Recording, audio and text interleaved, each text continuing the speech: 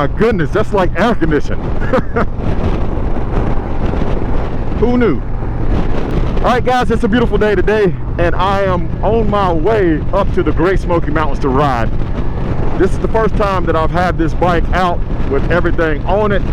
Guys, I'm going to be doing a full review of everything on this bike so far. So I'm not going to bore you by riding on the interstate.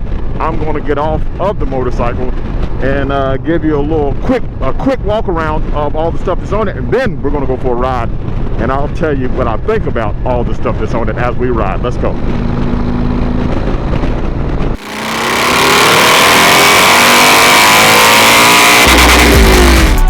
Back down like my mule, roads clear, tank full, kick back with my feet up. I twist back and I speed up. Left lane, pipes full, move fast but it's got more.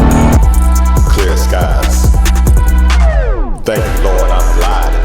Perfect day for riding. 500 in front of me and I'm right here where I want to be. It's a beautiful day and I thank God for it all. I'm traveling tall. I haven't started my review yet, but I will say this. I'm sitting here in the middle of Pigeon Forge, and I'm not worried about the bike heating up as much since it is liquid cooled. So I just wanted to add that and let you guys know what I thought about that while I'm actually in the middle of doing that. So that's good. Liquid cooled heads for the 2024 is a plus. Up here at the Nike outlet in Pigeon Forge, Tennessee. I'm looking for some shoes. Like you can see those Jordan 1s there that match my Harley shirt, and I found these, but I'm not sure I have a shirt that match these. Look at that. You always want black on the tongue because it hides that shift mark. Some people put that little toe thing over it. I don't do all that. If it's not the perfect yellow to a Harley shirt that I have, I won't buy it. I'll probably pass, but I know as soon as I pass on it, they'll come out with a shirt that matches it. I know this channel's about motorcycles, but check this out. When you show up at the Nike outlet, you have to make friends, and they'll get you some of the stuff out the back. And guess what I just found right here? Some low top Jordan 1s. What y'all think? Yes, no? That's kind of green. You can't even see that, right? Y'all comment, let me know what y'all think about these. Excuse me. And appreciate it, man. Thank you. No problem, man. Have a good one. I'm on the motorcycle. I'm not in the truck, so I don't know if both of these boxes are going to fit on the bike. We're going to make them fit, leave the boxes here or break them down or whatever. They're going to get on this motorcycle. Then we're going to start the review because it is not, this is not a tennis shoe review, it's a motorcycle review. So we're going to get to it. How you doing? The box will not fit in the motorcycle, but these Nike employees are nice enough to fold it down for us so it will fit. Look at that, looking good. All right. Oh man, I hope if I have my jacket in here, I have no chance. Then I'm gonna have to go in there and buy me a backpack or something. Here's the low tops going in. That works. Oh, that'll work. Now let's see if. Oh please! I hope I didn't bring my jacket. If I brought my jacket, I guess I just have to put it on. We just made it to Cycle Gear, and it's not Cycle Gear, it's J&P Cycles right here. We're gonna go inside and get some gloves. I lost my summer gloves and I need some gloves. So let's go inside and get those. Then when we come back out, we're going for a ride. All right guys, so as soon as I left and I was about to get on this motorcycle and go to the Foothills Parkway, my check engine soon light came on. Luckily there was a Harley shop right across the way, and I pulled into this Harley shop, and they pulled up the codes, and all it was the TPMS sensor has not been set to the bike. So all of them was TPMS sensor codes, which caused the check engine soon light to come on. So what I'm going to do is I'm going to keep on rolling till I get back to the bootlegger Harley-Davidson and let them reset the TPMS codes, which is not their fault. My thing is, I got these aftermarket wheels and never did reset the TPMS code. So I'm about to leave now, and I'll tell you a little bit about my visit here when I get on the bike. All right, guys, let's roll. Okay, guys, so man, this is turning out to be quite an adventure. I didn't plan on any of this to happen. But anyway, as I was leaving the Nike place, I looked down, my check engine soon light came on, the flashing yellow engine light. I don't believe it was on before. It could have been, but I don't think it was. Because I got those new wheels on there, but I never have the TPMS monitor synced up to the motorcycle. Nice bike you got there. Thank you. What up? First guy that I had interaction with, he was somewhat of a not too friendly. So he kept telling me, because I pulled up to the door that looked like it was a service door. Then he's like, this ain't no service door, this is a walk-in door. I said, okay. He was like, pull the bike around back in front of the door. I pulled around back in front of the door. He said, well, don't park in front of the door. People got to get in and out of here. You know, he said, move it over there where the rest of the bikes are. I'll move it over there. And I didn't say nothing. I mean, I don't, you know what I mean? I was still nice to him and everything, but then I go inside, and then I was about to go inside. He had another tech come outside, and that tech said, let's just pull the codes. The guy, he was nice enough with that. I think his name was Matt. He said, let's just pull the codes. He pulled the codes came right up on the screen. I took a shot of it with my phone, and I immediately called somebody I know to tell me what the codes was. And they said, so far, it just seemed like it was all TPMS codes, so it's not that big of a deal. I just wanted to make sure it wasn't nothing that was going to hurt the motorcycle for me riding it back. And I can ride it back to Bootlegger, which I need to anyway, and let them sync the GPS monitors to the motorcycle. But thank God it wasn't nothing bad. I can only imagine if it was something bad and I was a long way from home. That guy wasn't too friendly. And I don't appreciate the way that he talked. And I was just thinking, that doesn't reflect on the whole company. One person like that could make somebody be bitter and not want to deal with the company. But I know that that's just that one employee. But he should realize that he is part of the face of the company, especially when people are coming to you and they have something going wrong bad. They're coming in kind of vulnerable anyway, which I really didn't care. I could have called home and had somebody to bring the trailer up to get the bike, so I wasn't that far away. But when you have people that's really far away and there's something going on with their motorcycle, they're in a desperate state. You should take that opportunity to be a comfort to them and kind to them, instead of being abrasive and very short. But oh well, it is what it is, guys. That's not what this video was about. It's what it turned into, but we're still gonna ride. I'm gonna give you a full review of the bike in just a moment. All right, guys, I don't know if I ever really started this video the right way, but it is a beautiful day today, and I'm here in Warriors Valley right now, about to get on this 2024 Road Glide and go for a ride. Now let me tell you a little bit about this motorcycle here. This is my 2024 Harley-Davidson Road Glide, and some of the modifications that's been done to it. All right, thank you, man. Some of the modifications that's been done to it.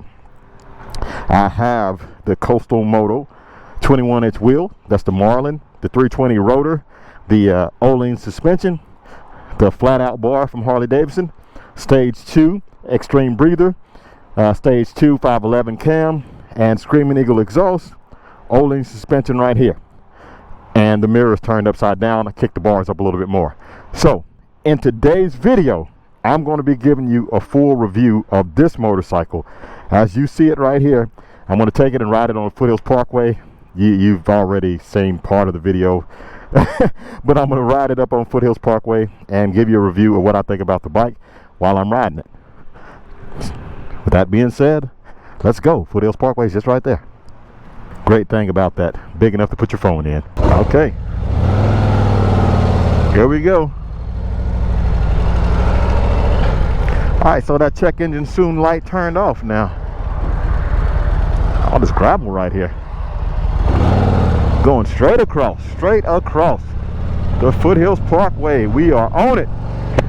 Now look, my check engine soon light went out. I knew it wasn't on. I'm at mile number 661 on this motorcycle. I don't have my gloves on. I got short sleeve shirt on. No aggressive riding for me today. So you ain't gonna see any of that hooliganism stuff coming from this video today.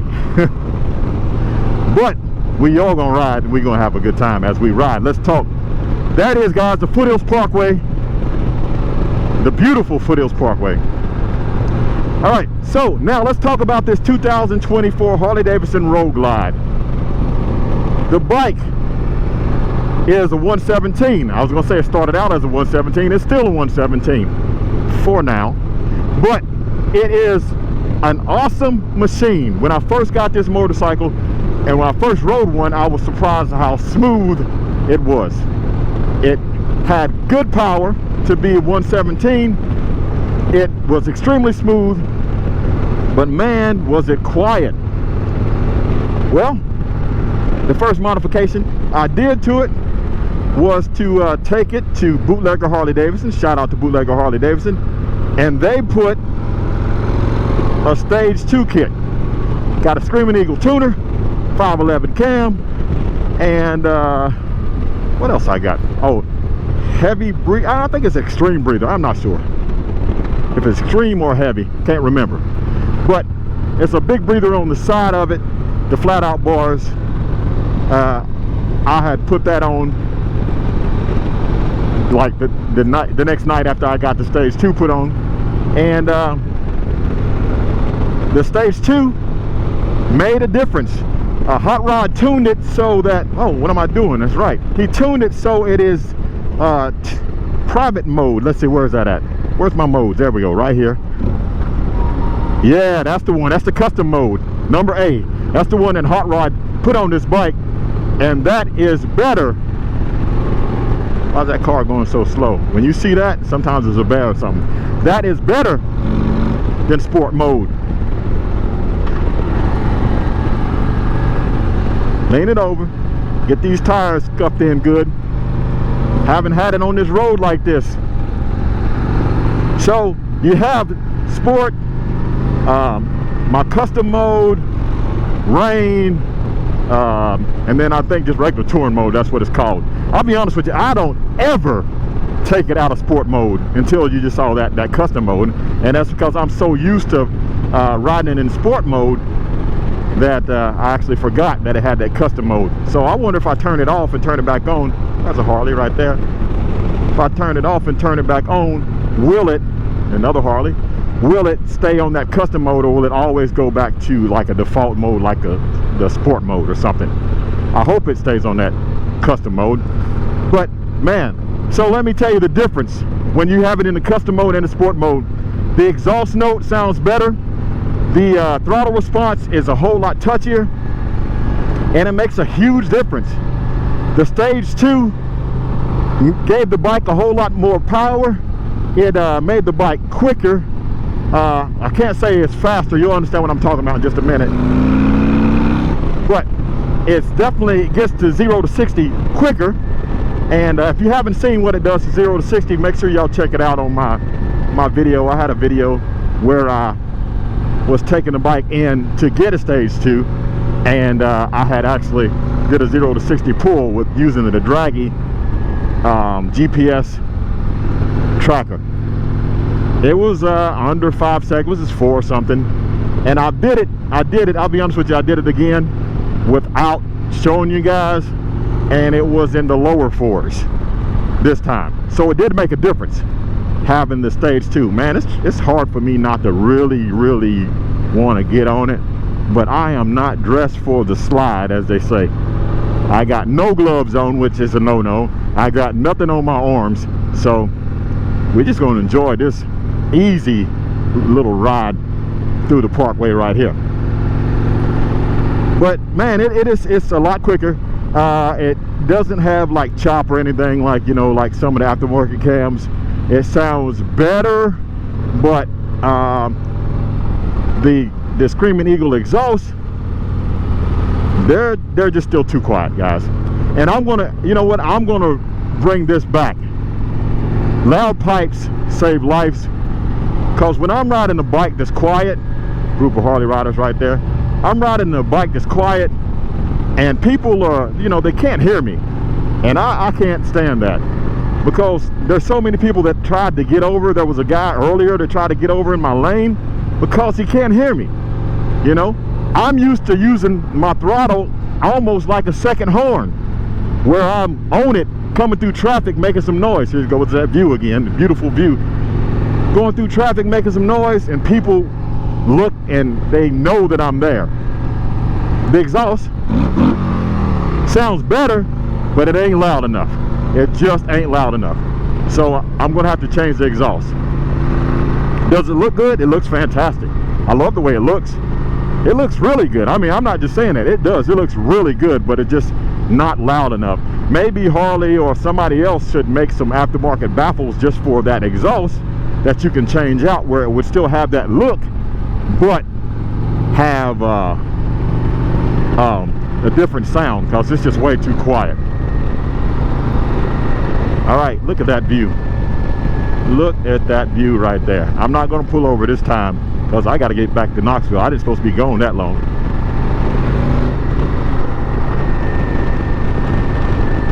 Now, when I was telling you about it's quick, you got to be careful here because people walk across the road to get to this side to look at the view.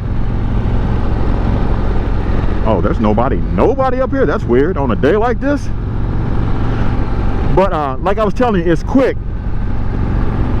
but the speed is limited to 112 miles per hour. The CVO ST is limited to 120 miles per hour.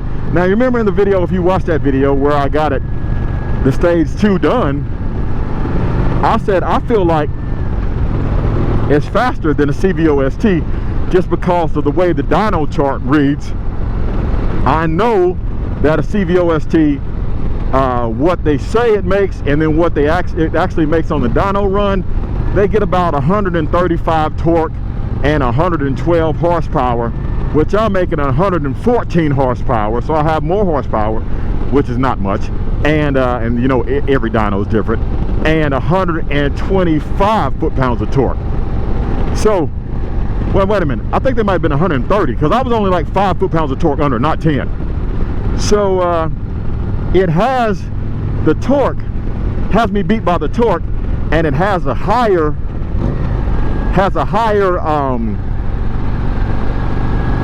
mile per hour before it governs and shuts off.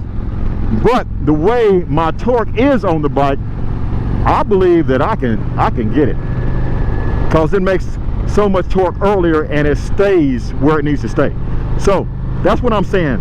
Don't get offended, because CVO owners, I've had several of them come up to me and saying, "You sure you think it's faster?" Oh, well, there's only one way to find out. You know, line them up and let's see if they're faster. But the whole thing is, what I'm saying is, the torque, it comes out and runs out a lot further, and it also, man, what am I doing? See, I got all out of sorts getting into this corner. I wasn't paying attention. The torque, it comes on a lot faster, and it also stays flatter, so it's perfect for me. And you know, because torque is what gets you out of the hole. The horsepower, it's pretty decent. Having a bike that's under warranty, having the horsepower being right at 114, I think it was 114, something like that, that's not bad. But at 111 it shuts down, and I found that out because I was on the road and I was trying to catch up with a whole bunch of bikes, and I had an opening in the lane and I was rolling on the throttle. I was getting it too, and it got up there quick, but it shut down on me. It just basically is like somebody just chopped the throttle. Well, not quite like somebody chopped the throttle. It wasn't like it was unsafe. It just felt like, you know, the bike's like, nope, not going any faster. No matter how much you twist that throttle, it's not going any faster. But one thing you can tell by how the bike was pulling. It was pulling like a freight train up to 111. It still had more to go. You know, I know that thing would at least get up to 125. It still had plenty to go, but that's where they have it governed at 111. Now, so that's pretty much the gist of it with the stage 2. Now let's talk about the other upgrade, the suspension, and you can see that in action right here. Well, today is, well, get out of the way, turkey. Today is not a great example of it, because I'm being a little bit more cautious than I normally am and not just ripping through here. But this suspension feels great. The Öhlins new suspension on the rear, the Öhlins suspension in the front, it is fantastic. Now, someone said on a comment the other day, said, Tall, if you're going to do all that to your motorcycle, you're going to put Öhlins on it and do all of that, then why didn't you just get a CVO ST? I'm going to take this time to explain why I didn't get a CVO ST. Well, this bike is a 117. CVO ST is a 121. This bike will not continue to be a 117 soon. I'm going up. You know, I'm getting a big bore kit on it, and you guys know where I'm taking it to. I got zippers on my other bikes. I'm going to put zippers on this bike. And, you know, it's going to be bigger than a 117 and bigger than a 121. So getting a 121 is good, but not if you're going to actually take it and make it, you know, put a big bore kit on it and make it bigger than that. Now, far as the suspension goes, just because it has piggybacks on the CVO, they're not equal to Öhlins. Öhlins is the best, hands down. A lot of people will say that other brands are better and this and that. I get it. Other brands are good. Other brands make your motorcycle handle and perform well too. I understand that. But when it comes to race day, watch those turkeys, buddy. When it comes to race day, what do racers use? They use Öhlins. I'm not a racer, but sometimes I ride like, you know, pretty spirited like one, and I want to make sure that my bike can handle. So that's why I choose Öhlins on my bike. Now this motorcycle right here, the stock was great. Well, it was good. The stock was good. Definitely way better than it used to be. However, it's like, you got, okay, like at the house we got these knives. This knife is just, these knives are has some kind of Japanese name on it or whatever. They're super sharp.